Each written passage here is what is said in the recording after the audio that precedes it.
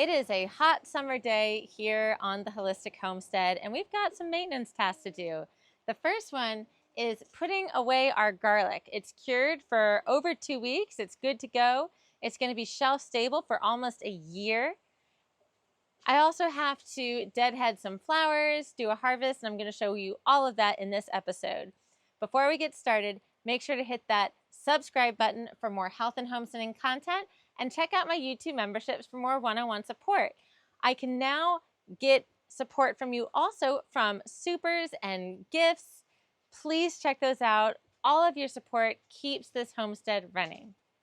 Thank you, Sweet Pea. Let's get started. The first task of the day is putting away the garlic. I've had it storing on this garlic tree for over 2 weeks to cure, and basically what happens is it like shrink wraps.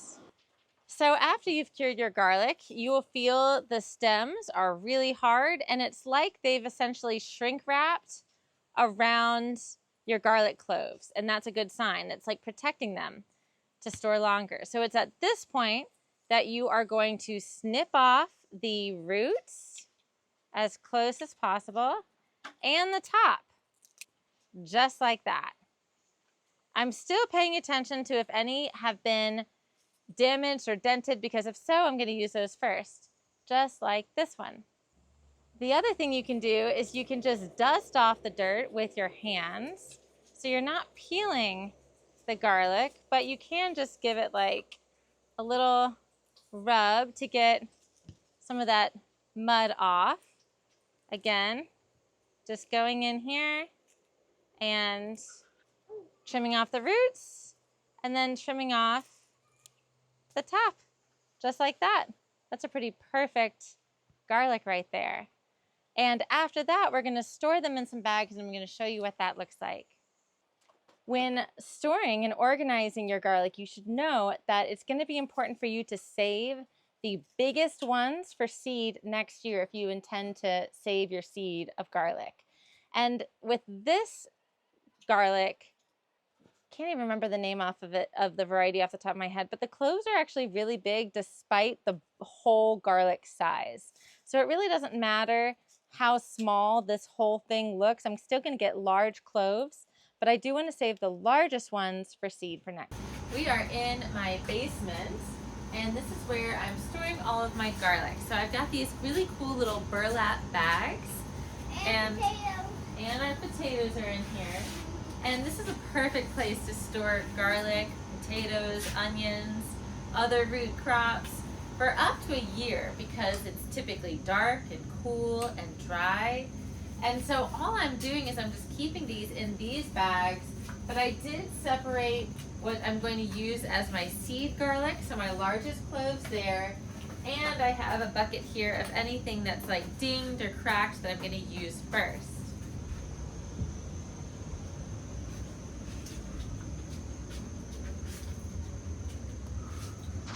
The next thing we're going to do today is prune back the snapdragons. If you've seen my other video on pruning back flowers, this is a great strategy to get longer, bigger blooming flowers. And I did it with my sun patience. They're already bloomed back amazing. I did it with the petunias. They look amazing. But now these snapdragons are at a point that if we don't prune them, they're not really going to do anything more.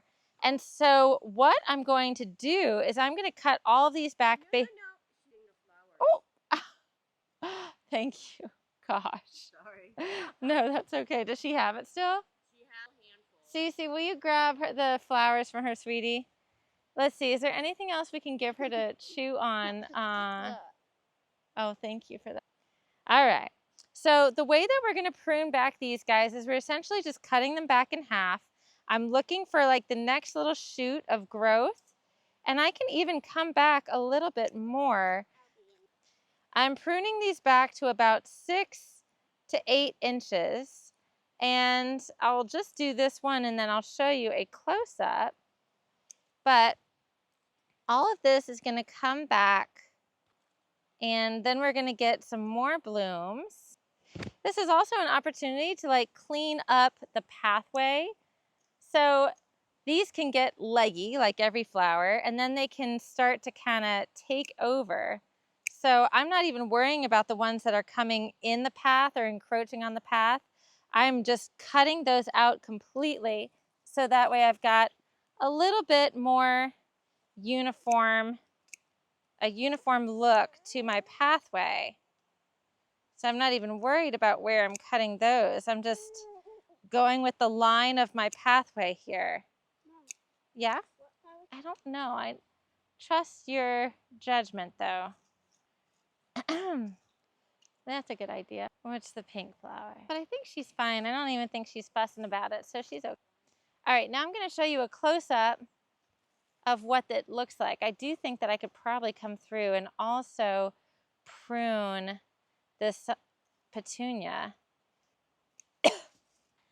And the reason being is because I see a bunch of old spent flowers on it. So I'm just going to go through and clean up this guy too. Look for any broken branches, clean that up, bring the whole thing back. So here is an up close.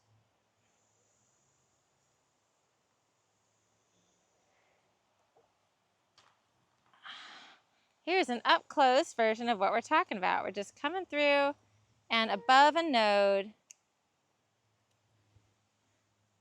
cutting it back to about 6 to 8 inches tall. And that way we'll get another little sprig of growth. The end result for our snapdragons is a really nice clean line, and everything is topped off to about 6 to 8 inches tall.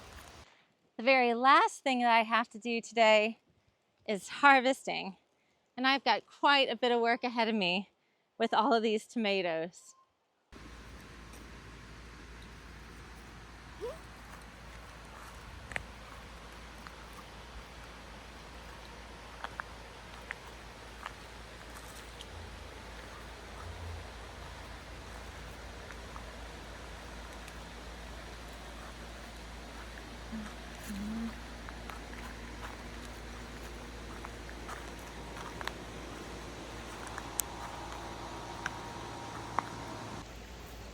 Check out these tomatoes.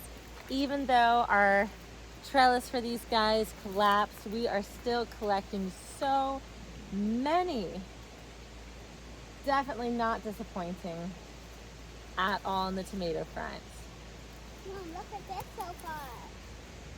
Oh, it's beautiful, sweetie. I'll show it to the camera. Ooh, Mom, how about some of this flower? You could put that in there. If you enjoyed this video, please make sure to hit that thumbs up button, subscribe to my channel for more health and homesteading content, and check out my memberships and supers for more support.